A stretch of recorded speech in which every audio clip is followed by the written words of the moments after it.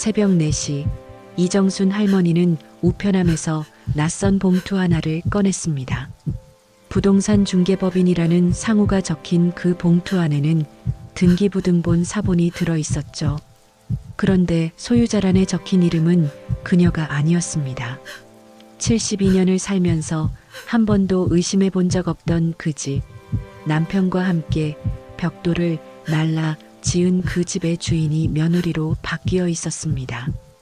도장 한번 찍어달라던 며느리의 말이 거짓이었다는 걸 깨달은 순간 정순의 손은 덜덜 떨렸습니다. 평생을 믿고 살았던 가족이 자신을 배신했다는 사실을 그녀는 한 장의 서류로 알게 되었습니다. 하지만 이것은 시작에 불과했습니다. 며느리는 이미 그 집을 담보로 거액의 대출을 받았고 정수는 하루아침에 자기 집에서 쫓겨날 위기에 처했죠. 자, 지금부터 무슨 특별한 사연이 있었는지 지금 바로 시작해 보겠습니다. 구독, 좋아요 눌러주시면 저희 채널에 많은 도움이 됩니다. 감사합니다. 저는 이정순입니다. 올해 72이에요. 평생을 성실하게 살아왔다고 자부할 수 있습니다. 남편과 함께 손에 흙을 묻혀가며 일했고 아들 하나 키우느라 제 인생을 다 바쳤죠. 남편이 세상을 떠난 게 벌써 10년 전입니다. 그때 제 나이 62이었어요. 남편이 남긴 건 딱 하나, 이 집뿐이었습니다. 이 집은 그냥 집이 아니에요. 남편과 제가 젊은 시절 품팔이로 번 돈을 모아서 땅을 샀고 직접 벽돌을 날라 지은 집입니다. 벽 하나하나에 우리의 땀이 배어 있고 마루 한 칸 한 칸에 우리의 추억이 새겨져 있어요. 아들 준호가 태어난 것도 이 집이고 첫걸음을 뗀 것도 이 집입니다. 그래서 저는 이 집을 절대 떠날 수 없다고 생각했어요. 남편이 돌아가시고 나서 혼자 사는 게 쉽진 않았습니다. 외로웠죠. 하지만 아들이 있었으니까 괜찮았어요. 준호는 착한 아이였습니다. 대학도 나오고 직장도 다니면서 성실하게 살았어요. 그러다 35에 결혼을 했습니다. 며느리 혜진을 처음 봤을 때 저는 참 반가웠어요. 깔끔하고 예쁘고 말도 잘하는 여자더라고요. 보험회사에 다닌다고 했습니다. 처음엔 정말 좋았어요. 혜진은 저한테 잘해줬습니다. 주말마다 놀러와서 밥도 해주고 청소도 도와주고 제 다리가 안 좋다고 하니까 파스도 사다 주더라고요. 저는 이런 며느리를 얻은 게 복이라고 생각했습니다. 아들한테도 말했어요. 준호야, 혜진이 참 좋은 애구나. 아들은 웃으면서 대답했죠. 엄마, 당연하죠. 제가 잘 골랐잖아요. 그때만 해도 우리는 행복했습니다. 정말 그랬어요. 명절 때면 온 가족이 모여서 밥을 먹고 웃고 떠들었습니다. 저는 이 평화가 계속되길 바랐어요. 하지만 세상 일은 제 마음대로 되지 않더라고요. 변화가 시작된 건 아들의 회사가 어려워지면서부터였습니다. 준호가 다니던 회사가 부도가 났어요. 갑자기였습니다. 아들은 밤낮으로 일자리를 찾아다녔지만 쉽지 않았죠. 나이도 이미 40이 넘었고 경기도 안 좋았으니까요. 그러면서 집안 분위기가 달라지기 시작했습니다. 혜진의 태도가 변했어요. 예전처럼 웃지 않더라고요. 집에 와도 인사도 대충 하고 저한테 말도 잘 안 걸었습니다. 제가 뭘 물어보면 짜증을 냈어요. 어머님, 저 바쁘거든요. 그런 식이었습니다. 저는 며느리가 스트레스를 받으니까 그러려니 했어요. 남편도 직장을 잃었는데 속이 편할 리 없겠죠.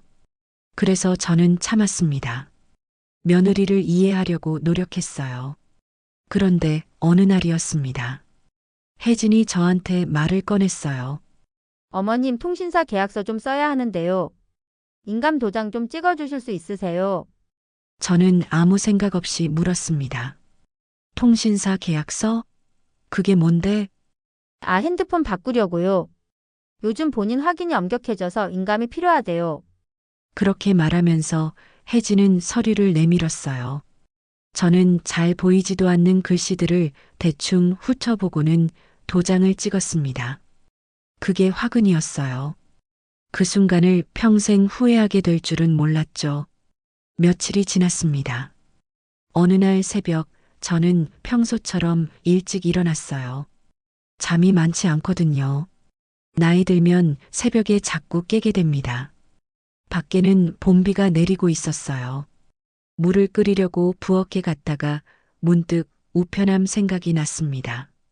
어제 확인을 안 했거든요. 우산도 안 쓰고 나갔어요. 어차피 몇 걸음 안 되니까요. 우편함을 열었는데 낯선 봉투가 하나 들어 있었습니다. 부동산 중개법인이라는 상호가 적혀 있더라고요. 저는 이상했어요.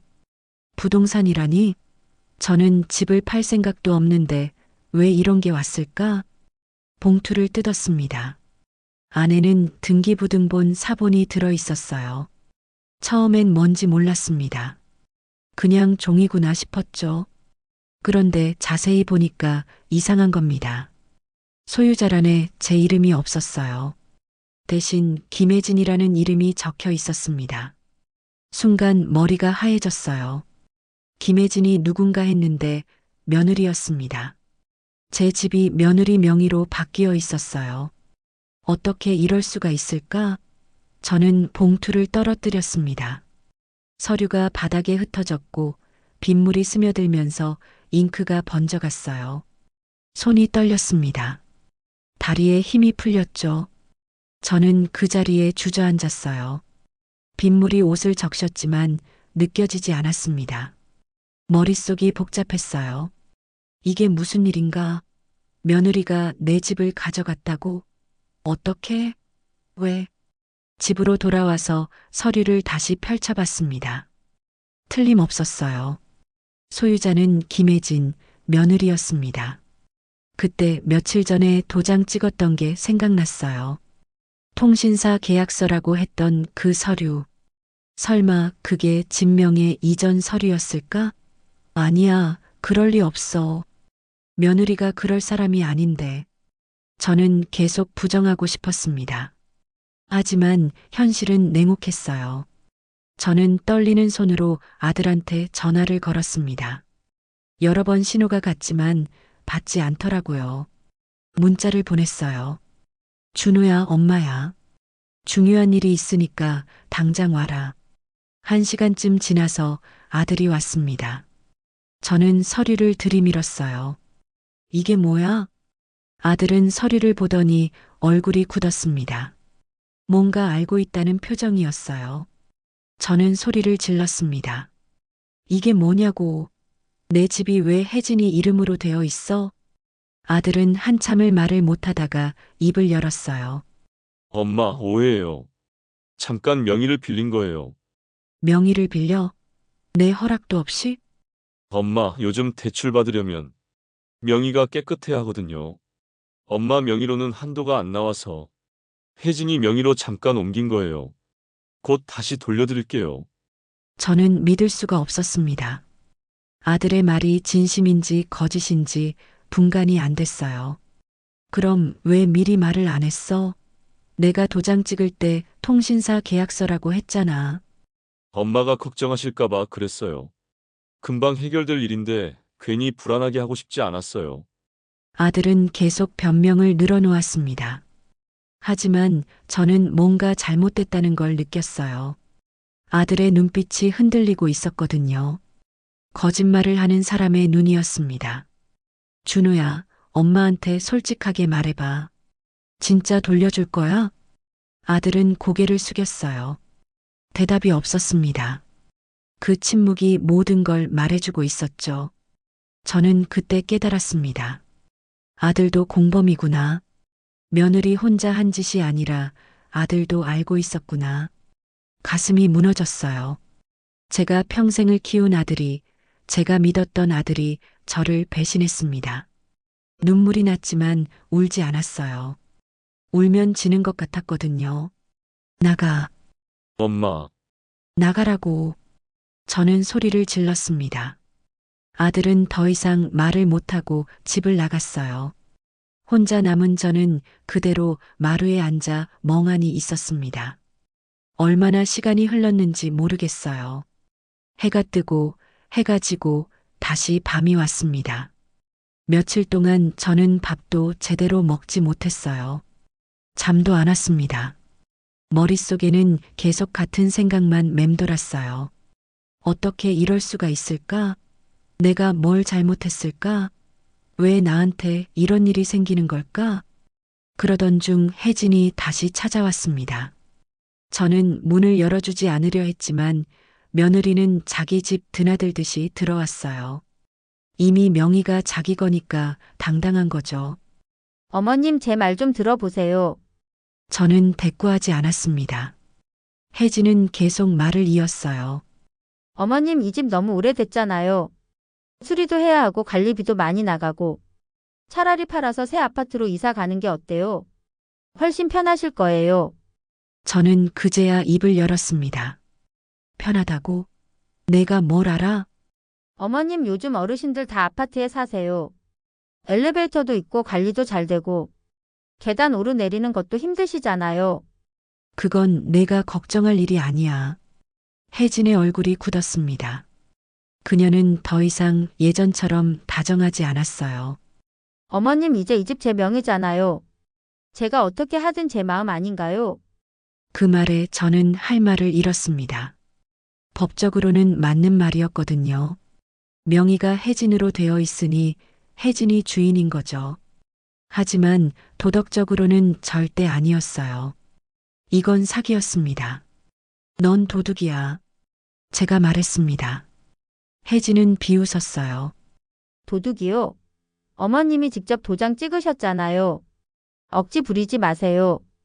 그 순간 저는 깨달았습니다. 이 사람은 처음부터 이럴 작정이었구나. 저를 속일 작정으로 접근했구나. 착한 며느리 행세는 다 연극이었어요. 제 집을 빼앗기 위한 계획이었던 겁니다. 혜진은 가버렸고 저는 다시 혼자 남았습니다. 그날부터 며느리는 노골적으로 저를 무시하기 시작했어요. 일주일에 한 번씩 와서는 집 구석구석을 살폈습니다. 마치 자기 재산을 확인하듯이요. 어머님 냄새가 좀 나는데요. 환기 좀 자주 시키세요. 어머님 관리비 통장 비밀번호 알려주세요. 이제 제가 낼게요. 어머님 이 오래된 가구들 좀 버리면 안 돼요. 보기 안 좋아요. 저는 아무 말도 하지 않았습니다. 대꾸하면 질 것 같았어요. 하지만 속으로는 끌어올랐죠. 이게 내 집인데 왜 내가 눈치를 봐야 하지? 왜 내가 조용히 있어야 하지? 그러던 어느 날이었습니다. 저는 병원에 진료를 받으러 갔어요. 다리가 아파서 정형외과에 가야 했거든요.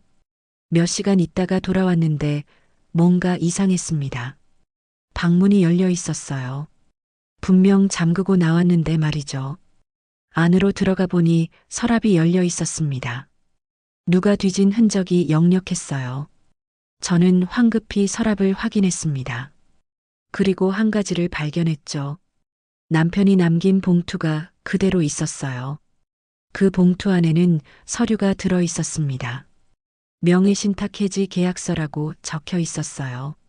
저는 그게 뭔지 정확히는 몰랐지만 중요한 서류라는 건 알았습니다. 남편이 돌아가시기 전에 남겨둔 거였거든요.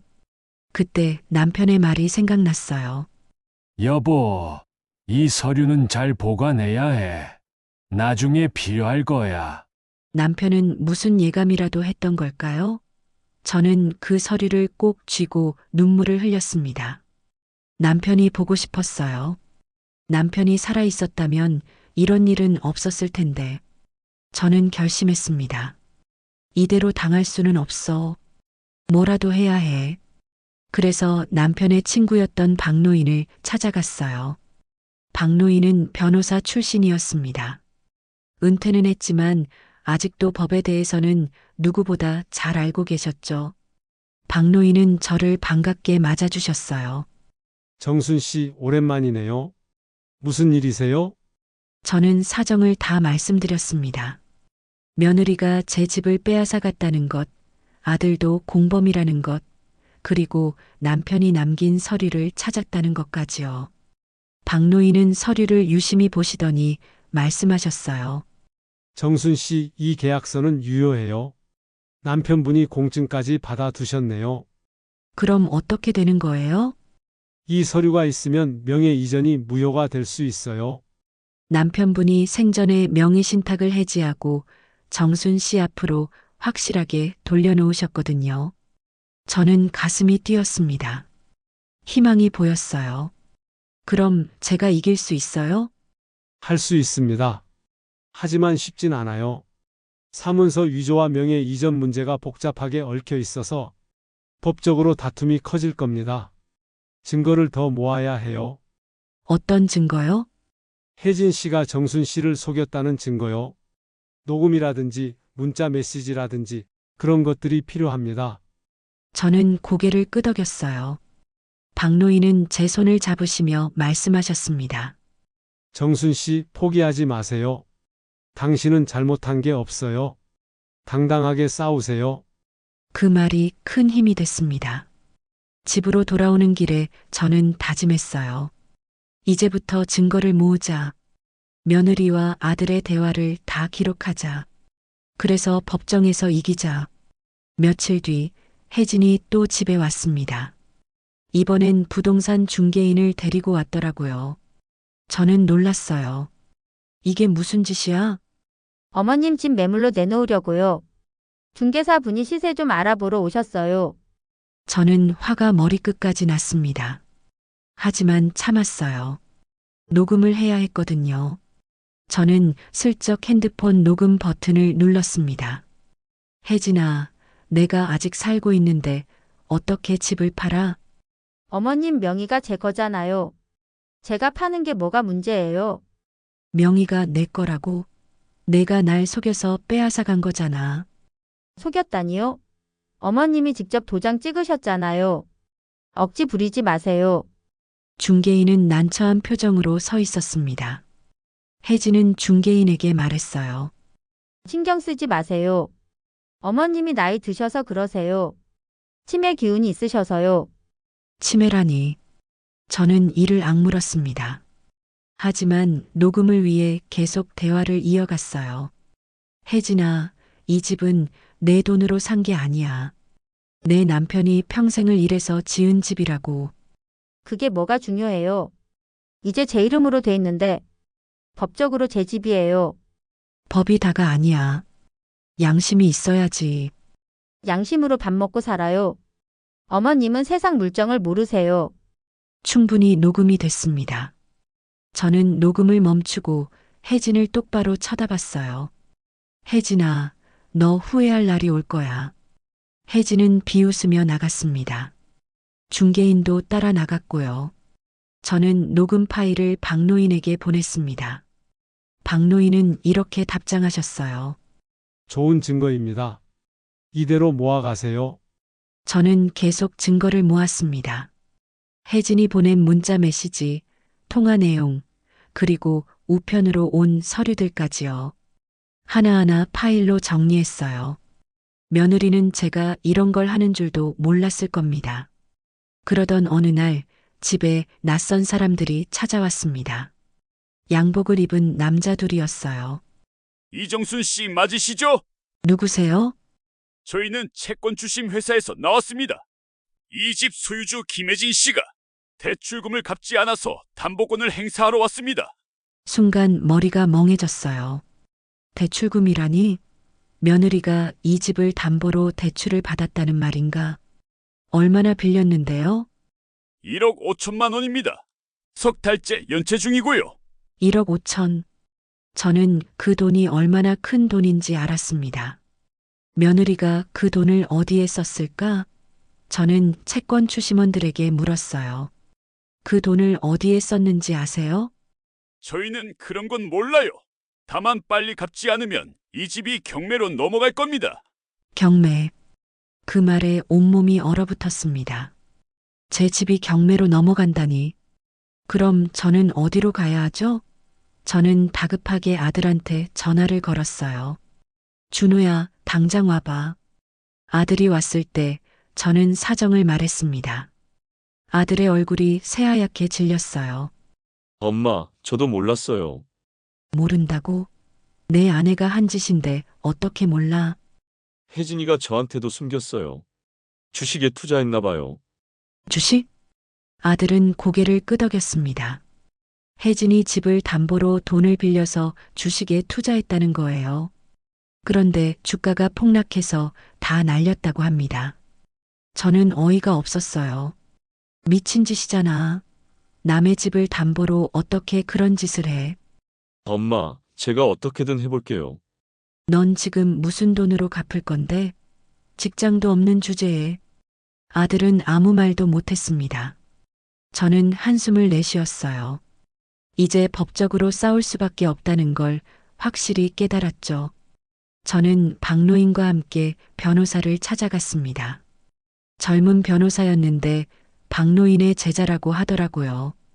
변호사는 제 사정을 듣고 나서 말했어요. 승산이 있습니다. 명예신탁 해지 계약서가 공증까지 되어 있으니 강력한 증거예요. 게다가 녹음 파일도 있고요. 사기와 문서 위조로 고소할 수 있습니다. 고소를 하면 혜진이가 잡혀가요? 상황에 따라 다르지만 가능성은 있습니다. 그리고 명예 이전 무효 소송도 같이 진행하겠습니다. 저는 고개를 끄덕였어요. 이제 돌이킬 수 없는 길이었습니다. 며느리를 고소한다는 게 쉬운 일은 아니었지만 제 권리를 지키기 위해서는 어쩔 수 없었어요. 소장을 접수하고 며칠 뒤 혜진이 집으로 찾아왔습니다. 얼굴이 일그러져 있었어요. 어머님 저를 고소하셨다고요? 그래 했다. 미쳤어요. 저 잡아넣으면 준호는 어떻게 돼요? 그건 내가 생각할 일이야. 넌 처음부터 나를 속일 작정이었잖아. 아니에요. 저는 그냥 돈이 급해서. 돈이 급하면 남의 집을 훔쳐? 혜진은 아무 말도 못했습니다. 저는 계속 말했어요. 넌 내 도장을 속여서 받아냈어. 통신사 계약서라고 거짓말하면서 말이야. 그게 사기가 아니면 뭐야? 어머님, 이제 법정에서 보자. 거기서 내가 한 짓을 다 밝힐 거야. 혜진은 울면서 나갔습니다. 하지만 저는 동정심이 들지 않았어요. 오히려 속이 후련했습니다. 이제야 제대로 된 싸움을 시작하는 것 같았거든요. 재판이 시작됐습니다. 법정에 섰을 때 저는 떨렸어요. 처음 가보는 곳이었거든요. 판사님이 앞에 앉아 계시고 양쪽에 변호사들이 있었습니다. 혜진은 저 멀리 피고인석에 앉아 있었어요. 아들 준호는 방청석에 있었고요. 재판이 진행되는 동안 저는 제 이야기를 다 했습니다. 어떻게 속았는지, 얼마나 힘들었는지, 그리고 이 집이 제게 얼마나 소중한지까지요. 변호사는 명의신탁 해지 계약서와 녹음 파일을 증거로 제출했어요. 혜진 측 변호사는 계속 반박했습니다. 정순 씨가 자발적으로 도장을 찍었다고 강제로 한 게 아니라고 주장했어요. 하지만 녹음 파일에서 혜진이 저를 속였다는 게 명백하게 드러났죠. 재판은 몇 달 동안 이어졌습니다. 그동안 저는 집에서 불안하게 지냈어요. 만약 지면 어떡하지? 집을 잃으면 어디로 가지? 그런 생각들이 머릿속을 가득 채웠습니다. 그러던 어느 날 판결이 나왔습니다. 저는 떨리는 마음으로 법정에 섰어요. 판사님이 판결문을 읽기 시작했습니다. 본 건 부동산의 실질적 소유자는 원고 이정순으로 인정된다. 피고 김혜진의 명예 이전은 사기에 의한 것으로 무효로 한다. 그 순간 저는 눈물이 쏟아졌습니다. 이겼어요. 제가 이긴 겁니다. 제 집을 되찾은 거예요. 변호사는 제 어깨를 두드리며 축하해 주셨고 박노인도 미소를 지으셨습니다. 혜진은 고개를 떨구고 있었어요. 아들 준호는 울고 있었고요. 저는 복잡한 심정이었습니다. 기쁘기도 하고 슬프기도 하고 허무하기도 했어요. 재판이 끝나고 며칠 뒤 아들이 저를 찾아왔습니다. 무릎을 꿇고 빌더라고요. 엄마, 죄송해요. 제가 정말 잘못했어요. 저는 아들을 내려다봤습니다. 한때는 제 전부였던 아들이었어요. 하지만 이제는 낯선 사람 같았습니다. 준호야, 미안하다고 다 되는 게 아니야. 엄마, 한 번만 용서해 주세요. 용서는 할 수 있어. 하지만 예전처럼 돌아갈 순 없어. 아들은 울었습니다. 저도 마음이 아팠어요. 하지만 선을 그어야 했습니다. 이건 제 인생이었으니까요. 넌 내가 잃은 게 뭔지 알아? 돈이 아니야. 사람이야. 내 엄마를 잃은 거야. 아들은 고개를 들지 못했습니다. 저는 등을 돌렸어요. 더 이상 할 말이 없었습니다. 혜진은 사기와 문서위조 혐의로 기소됐습니다. 집행유예를 받긴 했지만 전과자가 된 거죠. 아들은 이혼을 고려한다고 했어요. 저는 그것까지 관여하고 싶지 않았습니다. 그들의 인생은 그들이 책임져야 하니까요.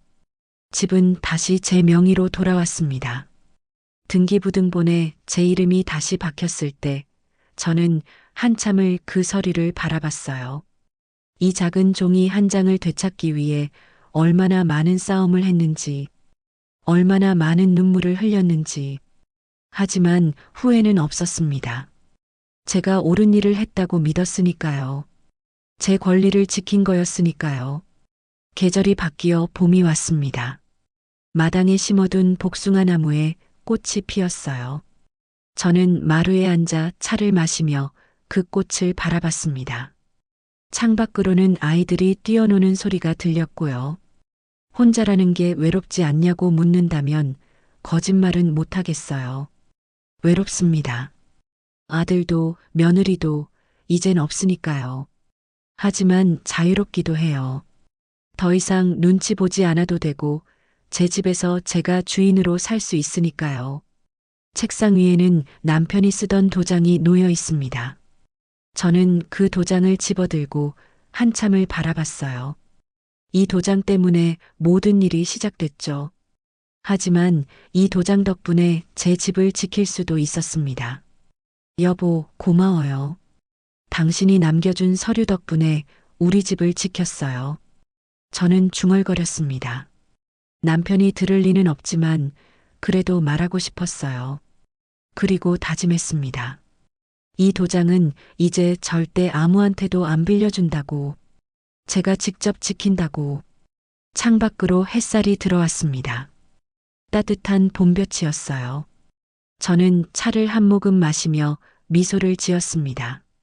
모든 걸 잃고서야 깨달았어요. 진짜 중요한 건 재산이 아니라 자존심이었다는 걸. 진짜 행복은 남에게 기대는 게 아니라 스스로 서는 거였다는 걸요. 이제 저는 제 이름으로 살아갑니다. 누구에게도 기대지 않고 누구도 제게 기댈 수 없게요. 이게 제가 선택한 삶입니다. 후회는 없어요. 전혀요. 집 밖에서는 아이들이 웃고 떠들고 있습니다. 저도 언젠가 저렇게 순수했었죠. 세상을 믿고 사람을 믿고 가족을 믿었던 시절이 있었습니다. 이제는 그런 순진함은 없지만 대신 강해졌어요. 혼자서도 충분히 살 수 있다는 걸 알게 됐으니까요. 마당에 핀 복숭아 꽃이 바람에 흔들립니다. 꽃잎이 하나 둘 떨어져요. 저는 그걸 바라보며 생각합니다. 저 꽃도 지고 나면 열매를 맺겠죠. 저도 이 아픔을 겪고 나니 뭔가 배운 게 있어요. 사람을 함부로 믿으면 안 된다는 것. 내 것을 지키려면 스스로 강해져야 한다는 것. 해가 기울어 갑니다. 저는 일어나서 집 안으로 들어갑니다. 문을 닫으면서 한 번 더 뒤를 돌아봅니다. 이 집, 제 집. 평생을 걸고 지켜낸 이 공간. 여기서 저는 계속 살아갈 겁니다. 혼자지만 당당하게요. 문이 닫힙니다. 조용히, 천천히. 그리고 저는 이제 완전히 혼자가 됩니다. 하지만 두렵지 않아요. 이게 제가 선택한 삶이니까요. 이게 제가 되찾은 자유니까요. 모든 걸 잃고서야 저는 깨달았습니다. 진짜 주인은 명의에 있는 게 아니라 마음에 있다는 거리요. 그리고 이제 이 집의 진짜 주인은 다시 저입니다. 누구도 빼앗아갈 수 없는 제 이름으로 된 제 집이에요.